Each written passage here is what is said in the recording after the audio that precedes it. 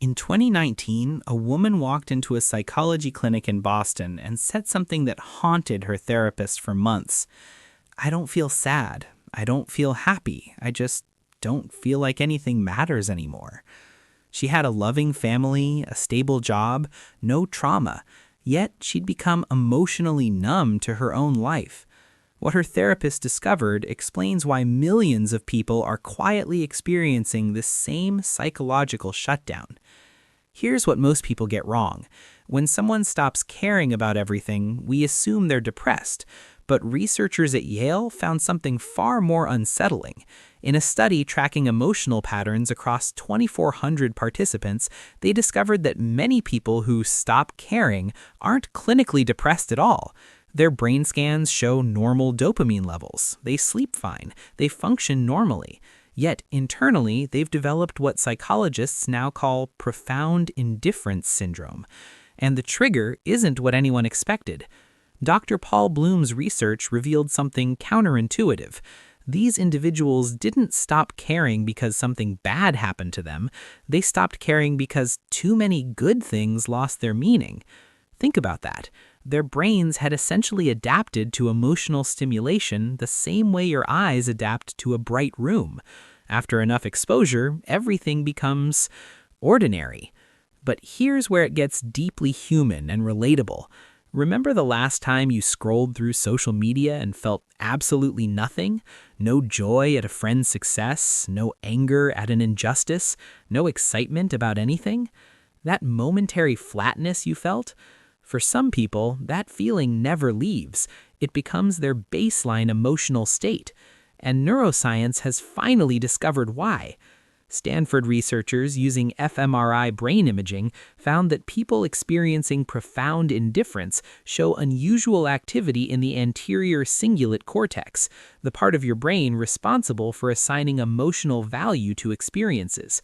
Essentially, their brain's "this matters" signal has been turned down, not off, just quieter, like someone lowered the volume on their emotional life and can't find the remote to turn it back up. Now, here's the twist nobody saw coming. In 1961, psychologist Stanley Schachter conducted an experiment that predicted this modern epidemic decades before it happened. He gave participants identical physical sensations, but different contextual information. The result? People's emotions weren't based on what they felt, but on what they thought they should feel. Fast forward to today, we're drowning in information telling us what should matter, what should excite us, what should devastate us. Our brains are overloaded with should, and they've started shutting down the signal entirely. The woman from Boston?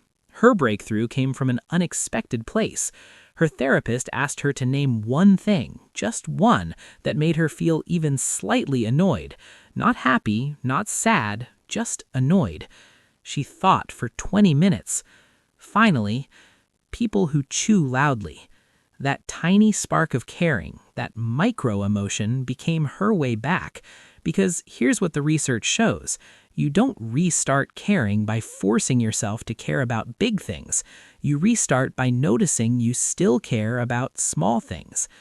Dr. Martin Seligman's work on learned helplessness explains the mechanism perfectly. When organisms believe their actions don't create meaningful outcomes, they stop trying. But, and this is crucial, the opposite is also true. When they notice even tiny actions creating tiny outcomes, the caring response reignites. It's not about willpower. It's about evidence that your emotional investment still produces returns, however small. The most surprising finding?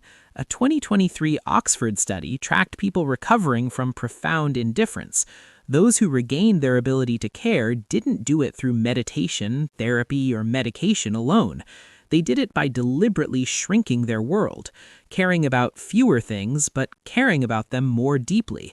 One friend instead of 100 followers, one hobby instead of 5 half-hearted interests, one cause instead of performative concern about everything.